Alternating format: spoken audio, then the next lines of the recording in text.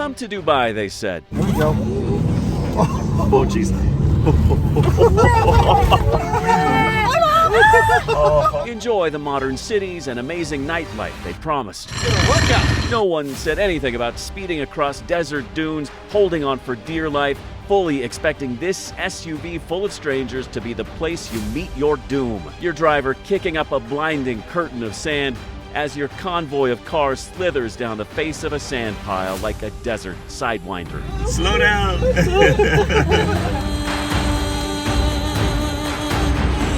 Holy we're in the middle of the Arabian desert, miles from everyone, and this right here is the absolute best thing we have done in the UAE, and you should do it too.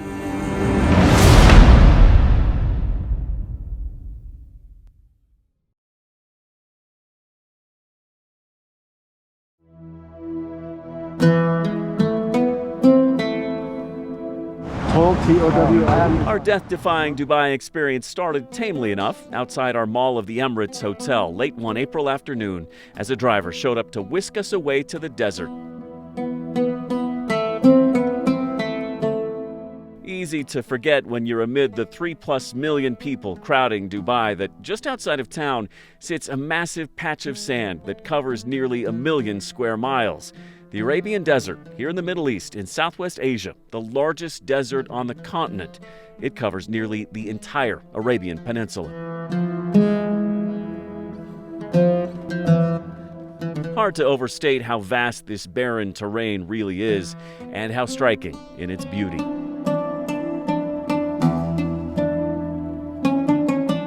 Not uncommon for the wind here to blanket the blacktop with a coat of sand so thick cars can't get past. But after picking up some French tourists who are just as eager for adventure as we are able to get through and make it to our first stop. The Emirati version of a roadside attraction, part desert safari, part adrenaline-pumping exhilaration. About to ATV through the desert. What follows is a half hour of amateur dune bashing, Arabian desert style. Legions of tourists loaded onto ATVs, eager and willing to flip, flop, or fall, because rarely do you ever feel this alive. The quad bikes take a beating, speeding through the desert afternoon, the riders going full throttle up hills and down valleys on a collision course with fun, if not each other.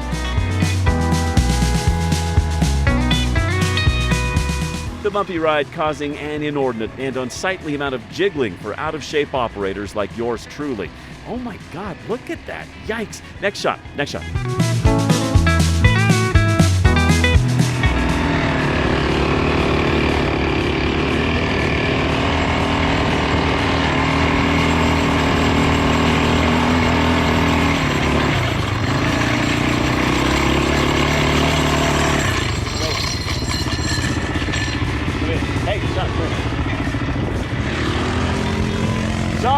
If there is one complaint about the ATV excursion, it's that the sand is too deep and the tourists too inexperienced to drive these things. Biggest problem out here in the desert is you keep getting stuck in the sand. There's so much of it.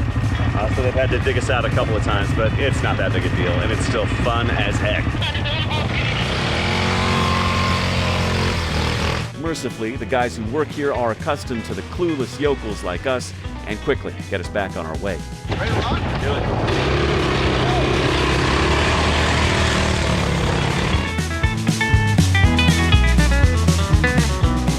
Even if you're an aging, middle-aged tourist, this excursion will make you feel like a kid again. And it's the one thing you should do if you're traveling all the way to the United Arab Emirates. We've put a link to the excursion in the video's description, so you can try it yourself. Hey, flip it in reverse. No, right below you, right here. Right here. To your right. Right there. Pull it back. Yeah. Got it. Oh, that's not gonna work.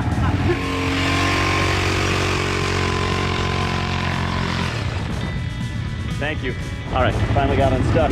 Let's do this. Good luck not getting stuck, because believe us, you're gonna need it. Good time? That was awesome. Well worth it? Absolutely. We got a lot more to go.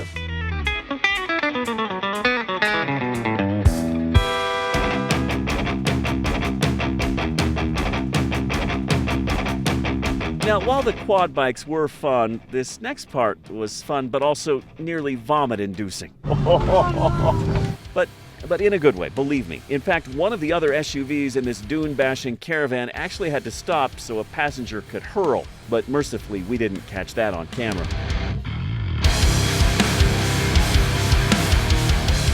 In fact, it's hard to catch anything good on camera with all the jostling and thrashing that comes with careening a luxury SUV up and down the rolling dunes near the small desert village of Labab. Look at all the cars back there. That's a lot of cars. They're not as fun as our car. With passengers firmly grasping the handles, our driver Rashid takes us on an epic thrill ride. Our good friend Andy right there in the front seat with a co-captain's view of the sea of golden sand flying in our face with every twist and turn.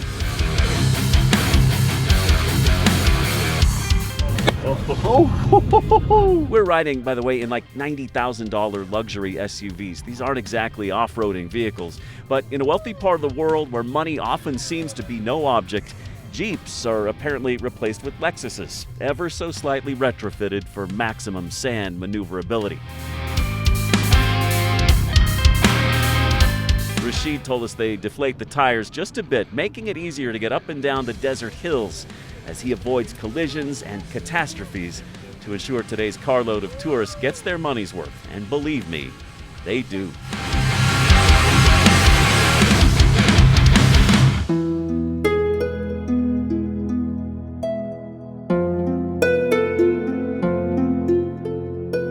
When we finally reach the end of our sandy Grand Prix, the nausea having finally passed, a desert oasis awaits. Mountainous bluffs off in the distance, the desert sun hanging low above.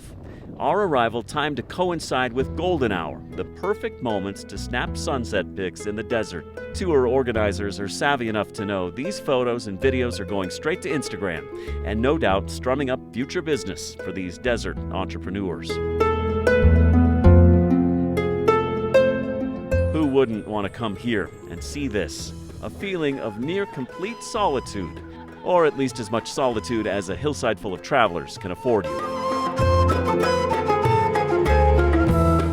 Those up for the adventure can strap on a sandboard and let her rip down the hillside. He suggested not standing. I'm guessing it's based on his perception of my skill level, which is probably right. As they enjoy the final moments of sunlight, smack dab in the middle of the biggest desert on the continent.